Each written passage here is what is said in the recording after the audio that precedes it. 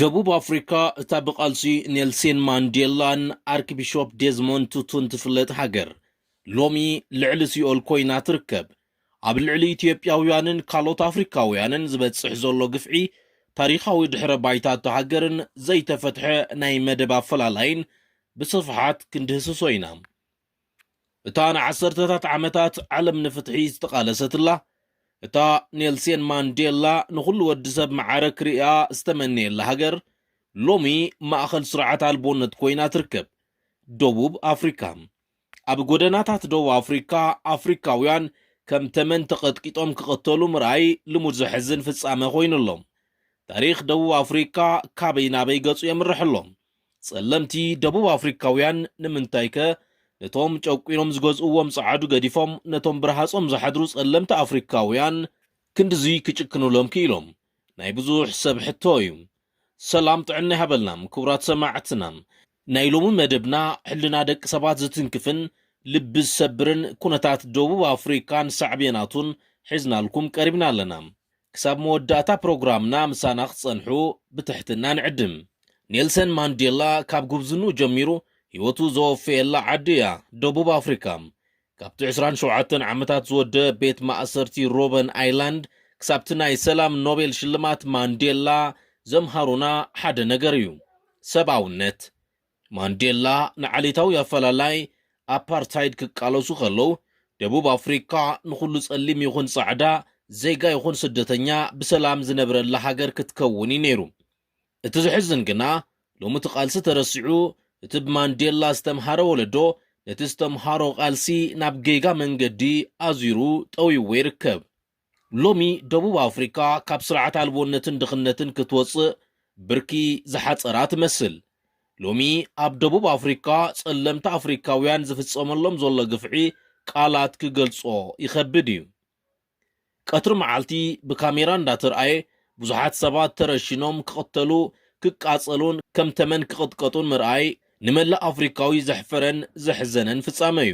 እቲ ዝኸፍአ ነገር እዞም ዝጥቅዑ ዘለዉ ሰባት ካልኦት አፍሪካውያን ምዃኖም እዩ። ፓን አፍሪካኒዝም ወይ ሓድነት አፍሪካ ዝበሃል ጽንሰ ሓሳብ ኣብ ጎዳናታት ደቡብ አፍሪካ ሞይቱ ተቐቢሩሎም። ስለምንታይ? ምኽንያቱ እቲ መንግስቲ ነቲ ስርዓት ኣልቦነት ክቆጻጸር ስለ ዘይከኣለ። ገበነኛታት ብስም ዜኖፎቢያ ወይ ድማ ጽሊት ስደተኛታት ተሓቢዮም ዝደለይዎ ገበን ይፍጽሙ ኣለዉ። ደቡብ አፍሪካ ኣብ ዓለም ዝለዓለ ናይ ሃፍቲ ኣፈላላይ ዘለዋ ሃገር እያ። ጻዕዱ ሕጂ እውን መብዛሕትኡ ሃፍቲ ተቆጻጺሮምዎ ከለዉ ጸለምቲ ደቡብ አፍሪካውያን ግና ኣብ ከርፋሕ ድኽነት ይርከቡ። እቲ ጸገም ኣብ መንጎ ድኻታትን ሃፋትምን እዩ ነይሩ። ግልጽ እዩ፣ ጻዕዱ ንጸለምቲ ደቡብ አፍሪካውያን ክጭቁኑ ጸኒሖም እዮም። ሎሚ ግን እቶም ጸለምቲ ደቡብ አፍሪካውያን ንጸገሞም መፍትሒ ዝመስሎም ነቶም ምስኦም ዝነብሩ ድኻታት ስደተኛታት አፍሪካውያን ብምጥቃዕ ዓንጾ ንማዕጾ ከም ዝበሃል ታሪኽ ይቕረ ዘይብሎ በደል ይፍጽሙ ኣለዉ።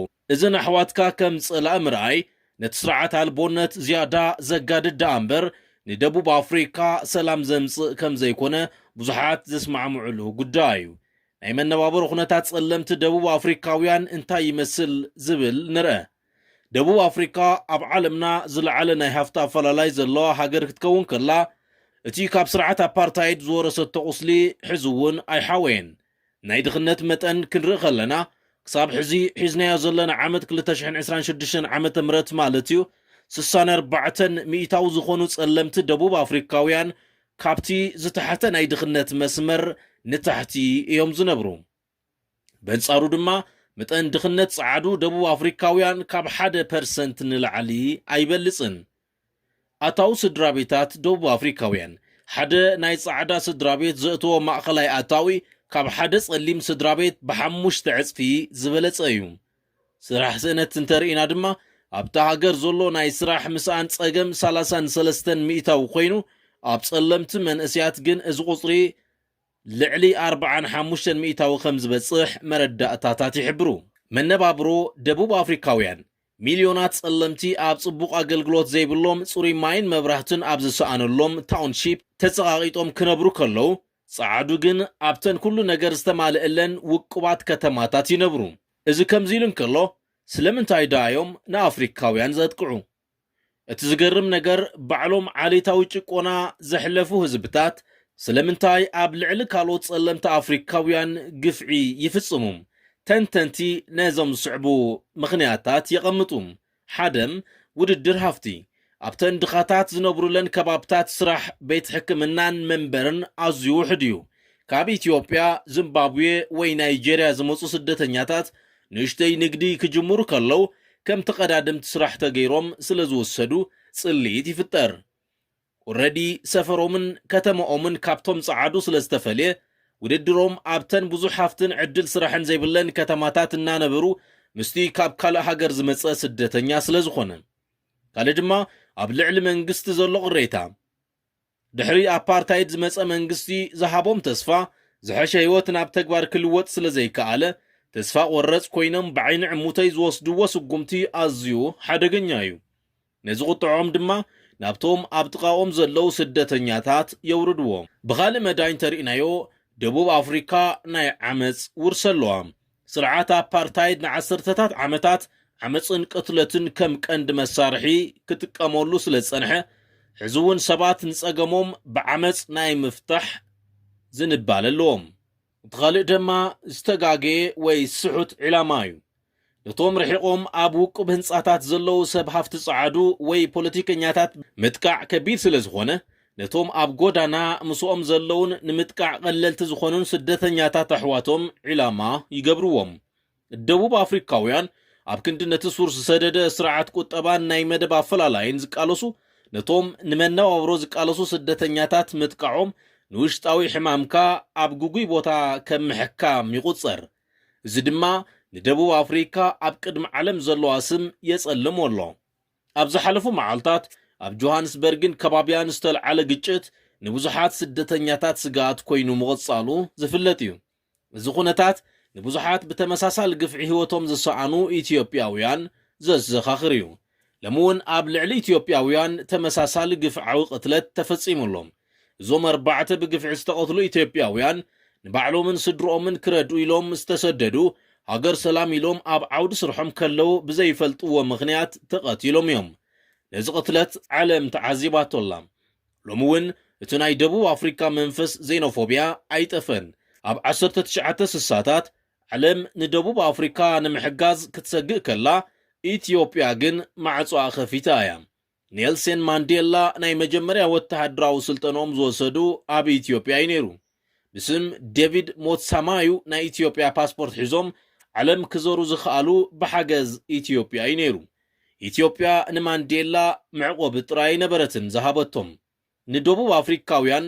ናይ ናጽነት ተስፋ እውን እያ ዓዲላቶም ነይራ ሎሚ ግን ደቡብ ኣፍሪካውያን ንኢትዮጵያውያን ስራሕና ትወስዱ ኣለኹም ኢሎም ክሃድንዎም ከሎ እቲ ታሪኻዊ ውዕለታ ተቐቢሩ ምህላው ምልክት እዩ እዚ ታሪኻዊ ክሕደት እምበር ካልእ ክበሃል ኣይከኣልን ውሽጣዊ ቁስሊ ደቡብ ኣፍሪካ ጻዕዱ ጸለምትን ድኽነትን ከምቲ ቅድም ዝገለጽክዎ ናብቲ ቀንዲ ጠንቂ ግጭት ክሰግር ደቡብ ኣፍሪካ ካብ ኣፓርታይድ ወፅያ ትበሃል እምበር እቲ ቁጠባዊ ኣፓርታይድ ግን ገና ኣይጠፈን ናይ ሃፍቲ ቁፅፅር እንተሪእና ሕጂ እውን መብዛሕትኡ መሬትን ትካላትን ኣብ ኢድቶም ጻዕዱ ሕዳን እዩ ዘሎ እቲ ጉጉይ ዕላማ ናይቶም ጸለምቲ ድማ ጸለምቲ ደቡብ ኣፍሪካውያን ድኽነትን ስራሕ ስእነትን ስለ ዘጥቅዖም ጸላይኦም መን ምዃኑ ጠፊዎም ኣሎም ኣብ ክንዲ ነቶም ዘይፍትሓዊ ስርዓት ዝቃለሱ ምስኦም ኣብ ድኽነት ዘለው ጸለምቲ ኣፍሪካውያን ከጥቅዑ ይመርጹ እዚ ብላክ ኦን ብላክ ቫይለንስ ነቶም ኣብ ላዕሊ ኮይኖም ቁጠባ ዝቆጻጸሩ ጻዕዱ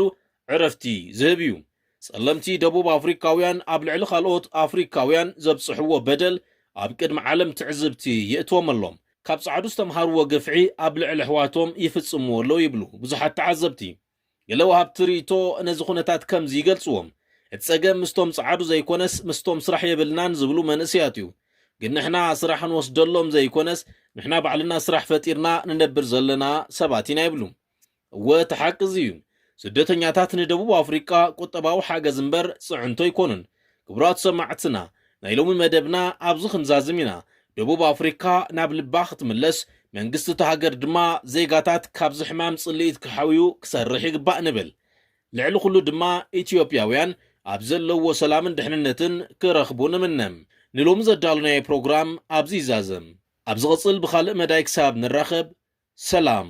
ግእዝ ቲቪ ልሳን ህዝቢ